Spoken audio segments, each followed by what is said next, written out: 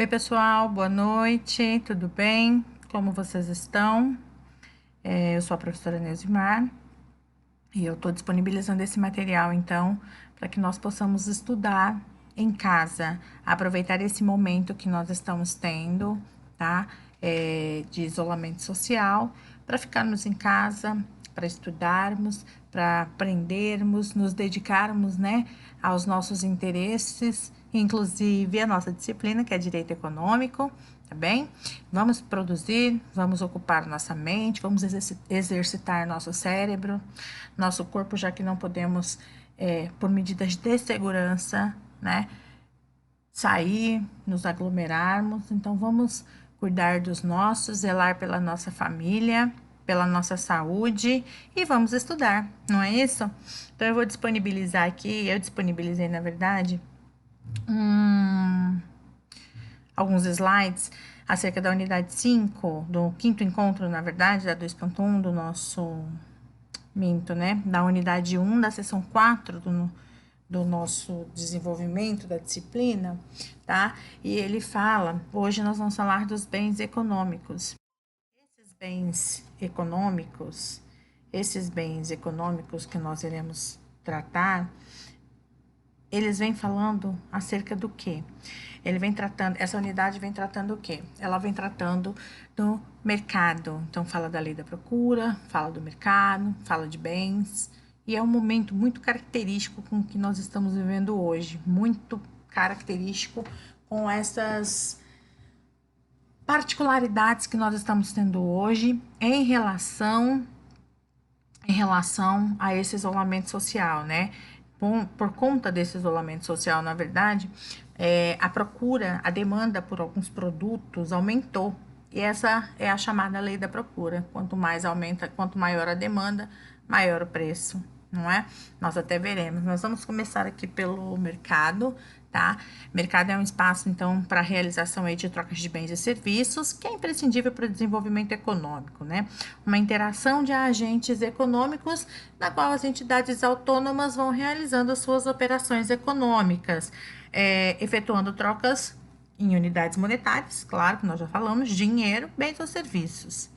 Pois bem, as esferas do mercado, nós temos um mercado de consumo, que é relacionado a uma negociação de bens e serviços. São serviços produzidos e não envolvem especificamente ativos financeiros, mas abarcam toda a população, né? É o mercado de consumo.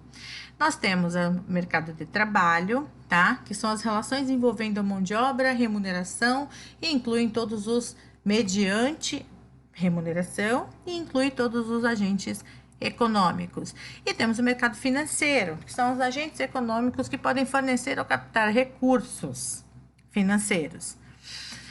Nessa demanda, nós temos a livre concorrência, a propriedade privada e a defesa do consumidor, previstas constitucionalmente como garantidas em nossa sociedade, tá?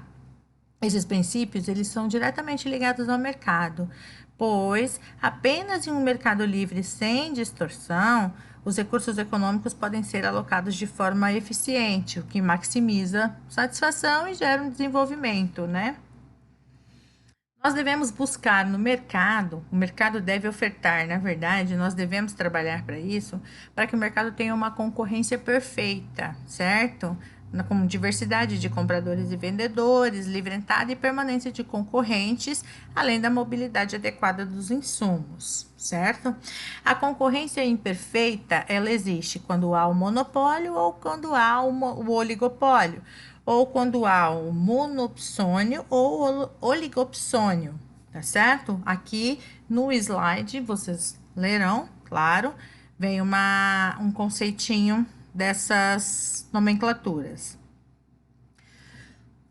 Alguns comportamentos empresariais devem ser combatidos, pois são prejudiciais à concorrência e ao consumidor. E é aqui que entra esse momento que nós estamos vivendo, né, atualmente. Mas vamos lá. Nós temos trust, cartel e dumping. Os trusts ocorrem quando as empresas concorrentes passam a constituir operação comum de maneira associada. Não há concorrência, pois as empresas associadas se beneficiam em detrimento ao consumidor, que acaba perdendo o direito de escolha. Então, eu quero um serviço, eu não ofereço, mas a outra empresa que é do mesmo grupo oferece. Então, eu não tenho direito de escolha de procurar o melhor fornecedor ou de procurar alguém que me ofereça esse serviço de uma maneira mais adequada e com preço mais acessível, porque é tudo dominado pelo mesmo grupo econômico. Nós temos os cartéis, que os vendedores realizam acordos para a prática de venda no mesmo valor, o que torna a concorrência inútil. Então, nós temos várias empresas no mesmo segmento, mas elas pactuam entre elas um valor base para a comercialização de seus produtos, e esse valor base, a comercialização desses produtos no valor base, acaba não sendo efetivo, né? Por quê? Porque não há concorrência, então é inútil para o mercado. E nós temos o dumping, que é a redução dos preços, muitas vezes abaixo do preço de custo, com o objetivo de prejudicar o concorrente, correto? Em todas essas situações, se busca preservar a lei da oferta e da procura, ou também é conhecida como lei da procura. Vejam bem, os comportamentos dos consumidores na compra impactam diretamente na compra de bens ou serviços, impactam diretamente na oferta e no preço. Ou seja, se a demanda é alta, o preço sobe. Se a demanda for baixa, o preço cai. Que momento nós estamos vivendo agora? Um momento justamente em que nós temos uma alta procura de alguns produtos específicos, máscaras protetoras, aquelas máscaras respiratórias, luvas, álcool em gel, principalmente. E o que o mercado faz? Autoconsumo que o mercado nos oferta, autoconsumo, alta demanda, o que o mercado nos dá em contraprestação, preços altos. Se a demanda cresce, o preço sobe. A oferta não. A demanda cresce, o preço sobe. Neste momento em especial, nós podemos observar que algumas pessoas, nesse momento em que nós todos estamos, o mundo está preocupado com a sua saúde, nós podemos observar que algumas empresas, ao invés de diminuir o valor, tá? Ou não pensar, na verdade, no mercado econômico como um objetivo financeiro, um objetivo de lucro, que é o correto, né, em geral, não é o errado, que tais empresas pudessem, neste momento específico, como eu volto a frisar, nesse momento específico, que nós estamos afetados pelo coronavírus, que essas empresas pudessem manter o valor, diminuir o valor, tirar um pouco do seu lucro para que todas as pessoas pudessem ter acesso a esses produtos, como álcool em gel e máscaras, o que de fato não vem acontecendo, né? Não vem acontecendo. Pode ser que uma outra empresa faça,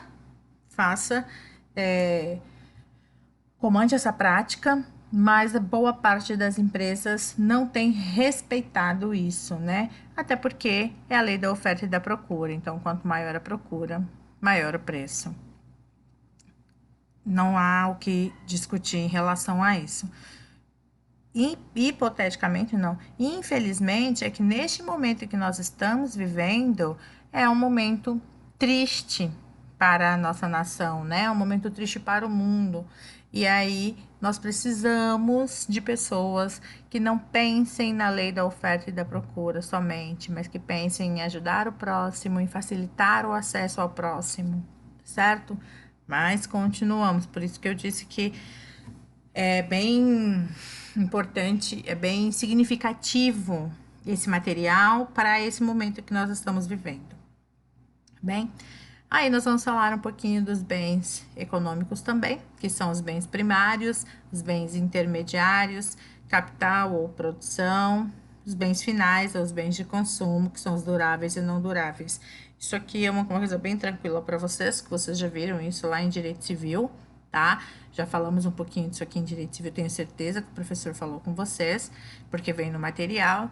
E aí vem falando dos bens substitutos aqui, ou sucedâneos, tá? São aqueles bens que são substituídos pelo consumidor, porque eles exercem uma função semelhante, tá? Bens substitutos perfeitos são raros, mas a troca é aceita pelo consumidor.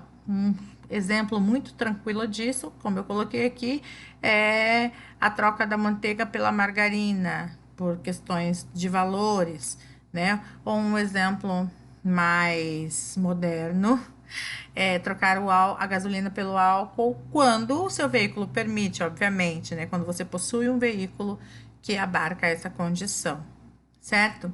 Além disso, temos os bens complementares, que são consumidos de maneira conjunta, tá?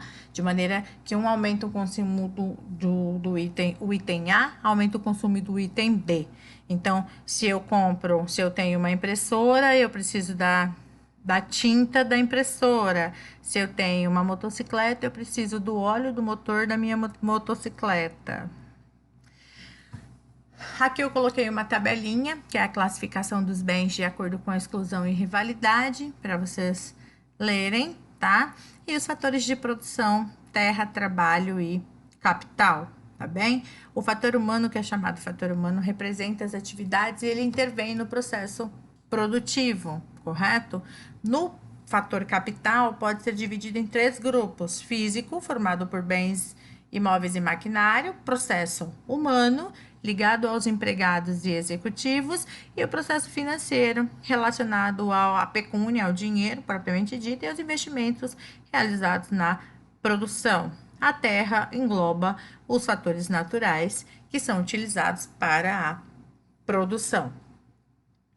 Bem, galera, isso aí é um materialzinho básico que eu preparei para vocês, tá? Para nós nos inteirarmos do conteúdo.